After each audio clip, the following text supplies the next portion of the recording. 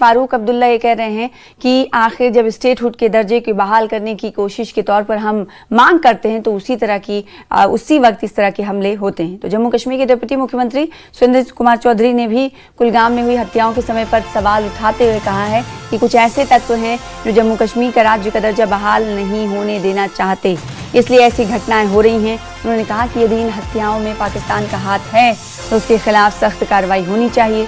ये कह रहे हैं डिप्टी सीएम सुरेंद्र चौधरी। तो ऐसे कुछ एलिमेंट्स हैं जो स्टेटहुड की मांग के वक्त ही खौफ व दहशत कायम करना चाहते हैं और इस तरह की घटनाओं को अंजाम देते हैं। पहलगाम पहले हमले जैसा खौफनाक पैटर्न अपनाया गया है। आज फिर से बाहरी मजदूर को, नॉन रेजिडेंट्स को निशाना बनाया गया है। वो लोग जो छत्तीसगढ़ के रहने वाले थे और रोजी रोटी के सिलसिले में कश्मीर आए थे, उन्हें मौत के घाट आतंकियों ने उतार दिया है। माना जा रहा है कि टीआरएफ की तरफ से ये हमला किया गया होगा। मेरे साथ इस वक्त है deputy chief minister Surendra Kumar Chaudhary. News 18 से बात करने के लिए बहुत बहुत शुक्रिया सर। डॉक्टर फारूक अब्दुल्ला साहब बयान दे रहे हैं कि, और आप भी यही कह रहे हैं कि स्टेटहुड नहीं है इसलिए किलिंग हुई, और राणा साहब तो ये कहते हैं कि एजेंसीज ने भी करवा सकते हैं। देखिए, आप जो बात कहते हैं, आपका हमेशा काम रहा है आग लगाने के लिए। इतना बड़ा मसला है कि 2 गरीब लोग मारे गए, वो दिहाड़ी लगाने जम्मू कश्मीर में आए थे, इस उम्मीद में नहीं आए थे कि हमारी डेड बॉडी वापस जाएगी। हमें उसका अफसोस है, उसका दुख है, और आपको भी वही दुख करना चाहिए। हम यही कहते हैं कि चंद रोज पहले हम आज 2.25 साल से हम स्टेट का दर्जा मांग रहे हैं। प्राइम मिनिस्टर साहब और होम मिनिस्टर साहब ने कहा हम आपका स्टेट का दर्जा बहाल करेंगे। आज 2.25 साल हो गए, अभी तक स्टेट उन्होंने अपना वादा नहीं निभाया। हम जंतर मंतर पे गए, अपनी डिमांड रखी, वहाँ प्रोटेस्ट रखी और अपने प्राइम मिनिस्टर को याद कराया। वापस आते हैं तो अनंतनाग के अंदर एक सिपाही शहीद हो जाता है, दूसरे दिन आज कुलगाम में 2 बंदे मारे जाते हैं। आखिर क्यों, कैसे? जब डीजीपी साहब कह रहा है, सिक्योरिटी फोर्सेज, आपकी एजेंसीज, सीआईडी एजेंसीज कह रही हैं कि उग्रवाद खत्म है, तो फिर ये 2 लोग कैसे मारे गए? वो पुलिस वाला कैसे शहीद हो गया? हम यही तो सवाल पूछ रहे हैं। अगर इसीलिए हम कहते हैं अपने प्राइम मिनिस्टर और अपने होम मिनिस्टर साहब से कि एक इन्वेस्टिगेशन होनी चाहिए। कौन लोग हैं जो नहीं चाहते जम्मू कश्मीर में हालात नॉर्मल हों? कौन लोग ऐसे हैं जो नहीं चाहते कि जम्मू कश्मीर में अमन आए? ये चीजें एक इन्वेस्टिगेशन होनी चाहिए, पता चले कौन है। इनफ इज इनफ, हद हो पार हो गई है।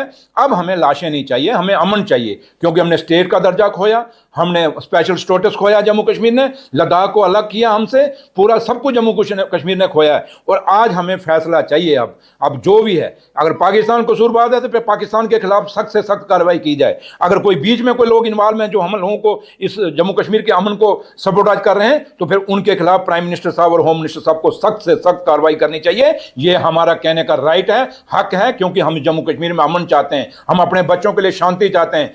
नेटवर्क 18 के लिए मैं समीर भट्ट। तो फारूक अब्दुल्ला के बयान पर भारतीय जनता पार्टी ने सवाल उठाए हैं। सुनील शर्मा ने कहा है कि क्या फारूक अब्दुल्ला आतंकवादियों को बढ़ावा दे रहे हैं। साथ ही साथ सुनील शर्मा कह रहे हैं कि राज्य का दर्जा बहाल करने का फैसला संसद को करना है। सुनील शर्मा ने कहा कि स्टेटहुड का आतंकवाद से कोई लेना देना नहीं है। आपको बताएं कि फारूक अब्दुल्ला ने कहा कि जब भी स्टेटहुड की मांग की जाती है उस वक्त आखिर इस तरह के हमले क्यों होते हैं, जिस पर भारतीय जनता पार्टी के लीडर नेता सुनील शर्मा की तरफ से कहा गया है कि जब भी दर्जा बहाल करने का फैसला, जो बात कही है फारूक अब्दुल्ला, उसकी मैं निंदा करता हूं। साथ ही साथ सुनील शर्मा कहते हैं कि राज्य का दर्जा बहाल करने का फैसला संसद को करना है। और साथ ही साथ उन्होंने ये भी कहा कि स्टेटहुड का आतंकवाद से कोई लेना देना नहीं।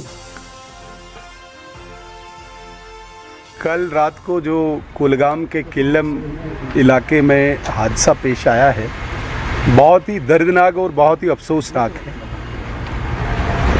जो लोग कश्मीर में अपने परिवार का पालन पोषण करने के लिए, परवरिश करने के लिए मजदूरी करने आए हैं, जिनको किसी से कोई जिद नहीं, कोई बेर नहीं, उन पर गोली चला के ये बुज़दिल पाकिस्तान के इन चमचों को ये समझ आना चाहिए कि ये इंसानियत का कत्ल है। और इंसानियत को भी कल तार तार किया। 1.5 साल के बच्चे को उसके सामने उसके बाप की हत्या कर दी जाती है। ये कहाँ का जिहाद है? कौन सा जिहाद है? बड़ी बदकिस्मती है। दो लोगों को जिस प्रकार से निर्मम तरीके से हत्या की गई, इसकी जितनी भी निंदा की जाए ये कम है। मेरे साथ इस वक्त हैं सत शर्मा, ये जम्मू कश्मीर बीजेपी के प्रेसिडेंट हैं, राज्यसभा मेंबर भी हैं। न्यूज़ 18 से बात करने के लिए आपका बहुत बहुत शुक्रिया सत जी। किलिंग्स होती हैं, दो मासूम लोगों की जान चली जाती है, और फारूक अब्दुल्ला ये तक कहते हैं, उनके लोग ये कहते हैं कि स्टेटहुड नहीं है, स्टेटहुड ना आए इसलिए ये किलिंग्स होती है। हो सकता है एजेंसीज को ही करवा रही हों, इसकी जांच होनी चाहिए। क्या लगता है, फ्रस्ट्रेशन है? देखिए, फारूक साहब खुद भी मुख्यमंत्री रहे और उनके समय में भी एक ऐसा वातावरण बना था, और उस वातावरण में हम सबके ध्यान में रहना चाहिए कि मुख्यमंत्री के तौर पर कई बार वहाँ पर भी आतंकवादी घटनाएं जो थी वो हुई, लेकिन कभी किसी ने ये नहीं कहा कि एजेंसीज करवा रही। आज मानकर चलिए आप, जिस प्रदेश में नेशनल कॉन्फ्रेंस की सरकार है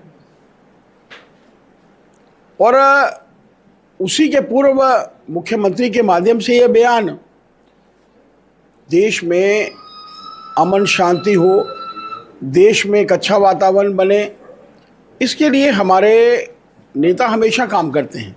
ख़ास तौर पर देश के प्रधानमंत्री नरेंद्र भाई मोदी जी के नेतृत्व में जिस तरीके से देश आगे बढ़ रहा है, आप मानकर चलिए कि कोई कभी नहीं चाहेगा कि यहाँ का वातावरण खराब हो।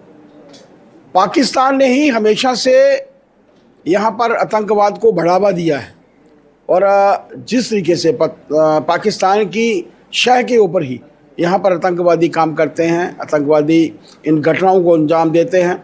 मैं उन परिवारों के साथ हूँ जहाँ पर जो हमारे बीच में नहीं रहे, जिनकी शहादत हुई, और आप मानकर चलिए कि देश के प्रधानमंत्री जी ने भी, होम मिनिस्टर साहब ने भी, और पूरा भारतवर्ष ये कहता है कि उनकी शहादत बेकार नहीं जाएगी। किसी भी तौर के ऊपर, किसी भी तरीके के ऊपर वो लोग जिन्होंने इस घटना को अंजाम। और पीडीपी के अध्यक्ष और जम्मू कश्मीर की पूर्व मुख्यमंत्री महबूबा मुफ्ती ने कुलगाम में हुए आतंकी हमले की निंदा करते हुए कहा है कि हिंसा की ऐसी घटनाओं में कभी भी बेगुनाह लोगों को निशाना नहीं बनाया जाना चाहिए। ये लोग वहाँ से मजदूरी करने के लिए आते हैं, अपने बीवी बच्चों का पेट पालने के लिए आते हैं। ये भी हम जैसे इंसान हैं। हमारे जो लोग यहाँ मजदूरी करते हैं, काम करते हैं, अपने बच्चों को पालते हैं, इतनी दूर ही क्यों आते हैं? क्योंकि शायद वहाँ इनका रोजगार नहीं, यहाँ कश्मीर में इनको रोजगार मिलता है। तो ऐसे में इनको इस तरह से गोलियां मार के इनको मेरे पास अल्फाज नहीं इस इंसिडेंट को कंडेम करने के लिए। मुझे लगता है कि ये सिलसिला रुकना चाहिए, और जो सिक्योरिटी है, जो यहाँ इतना सिक्योरिटी की वजह से लोगों को इतना अजाब है लोगों पे, उसके बावजूद ये इंसिडेंट्स होना, मुझे लगता है कहीं ना कहीं सिक्योरिटी में कोताही है। और दूसरी मेरी ये गुजारिश है कि एक तो यहाँ की जो गवर्नमेंट है उसको इन लोगों को मुआवजा देना चाहिए, वहाँ की तो देगी। दूसरा, इसका बाज़ाब्ता इन्वेस्टिगेशन होना चाहिए। यात्रा की वजह से इतनी सिक्योरिटी होने के बावजूद ऐसे इंसिडेंट्स क्यों हो रहे हैं? तो कुलगाम में 2 बेगुनाह बाहरी मजदूरों की हत्या के बाद जम्मू में कश्मीरी पंडित युवाओं का गुस्सा फूट पड़ा। यूथ ऑल इंडिया कश्मीरी समाज यानी ये की बैनर तले युवाओं ने जोरदार विरोध प्रदर्शन किया। इस दौरान पाकिस्तान में उसके समर्थित आतंकियों के खिलाफ कड़ी कार्रवाई की मांग उठाई गई। प्रदर्शनकारियों ने नारेबाजी करते हुए केंद्र सरकार से आतंकी नेटवर्क को पूरी तरह खत्म करने के लिए सख्त कदम उठाने की अपील की। आतंकवादियों ने कल फिर एक बार टारगेट किलिंग की है। 2 मासूम मजदूरों की हत्या की गई है। उससे पूरे जम्मू कश्मीर में रोष है, कंडमनेशन की हर तरफ कंडमनेशन हो रही है, और कश्मीरी पंडित भी इससे बहुत आहत हैं और ज़बरदस्त प्रोटेस्ट आज इन्होंने किया है। मेरे साथ इस पर बात करने के लिए जिन्होंने प्रोटेस्ट किया है, यूथ ऑल इंडिया कश्मीरी समाज के RK भट्ट और बाकी लोग भी हैं इनके साथ है। बट साहब, आज आपने फिर प्रोटेस्ट किया, और पहले तो ये पूछना चाहूँगा कि ये जो जिन्होंने हरकत की है पाकिस्तान ने, फिर 2 मासूम लोगों को, और हमें याद आता है कि टारगेट किलिंग का सिलसिला पिछले कई सालों से जारी है, क्या कहेंगे इस पर? देखिए, कल जो कायराना हरकत हुई है, कश्मीरी पंडित समुदाय इसको कंडम नहीं करता, ये कवर एक्ट है। और ये वो पाकिस्तान स्पॉन्सर्ड टेररिज्म की वजह से कुछ और लोग पनप रहे कश्मीर के अंदर, जिनको नेस्त नाबूद करने की ज़रूरत है। और हमें पूरा विश्वास है आज की सरकार इनको भी ज़मीन में गाड़ देगी और कश्मीर के हालात नॉर्मलसी पे लाएगी। लेकिन इससे बहुत ज़्यादा इम्पॉर्टेंट ये है कि आम कश्मीरी पंडित का रिजॉल्व है कि इन हालातों के बावजूद भी आप हमारी अटरनेस को हटा नहीं सकते, मिटा नहीं सकते। हम इन हालातों के बावजूद भी कश्मीर जाने के लिए तैयार है, बशर्ते देश की सरकार, राज्य की सरकार और एलजी एडमिनिस्ट्रेशन अपना विल पावर शो करे कि कश्मीरी पंडित की वापसी हम तय करेंगे। जो जमीनी सतह पे काम कर रहे हैं, हम बैठ के आपको अपने सुझाव देंगे, आप अपनी एक्सपीरियंस बताएंगे, हम रोड मैप तय कर सकते हैं जिसमें सिक्योरिटी का कंसर्न भी देखा जाएगा, सर्वाइवल का भी कंसर्न देखा जाएगा, रहेंगे कहाँ वो भी सब देखा जाएगा। एक अच्छा फार्मूला बन सकता है। लेकिन अगर आप फार्मूला को हालातों का रीजन दे रहे हैं, 37 साल के बाद आपको सिक्योरिटी का रीजन नहीं देना चाहिए, सेंस ऑफ सिक्योरिटी का रीजन नहीं देना चाहिए, आपको आगे बढ़ना चाहिए। न्यूज़ 18 से बात करने के लिए शुक्रिया। तो आरके पर साहब कह रहे हैं कि जो कल हुआ है कंडेमनेबल है, लेकिन उसके बावजूद भी कश्मीरी पंडित वापस जाने को तैयार है।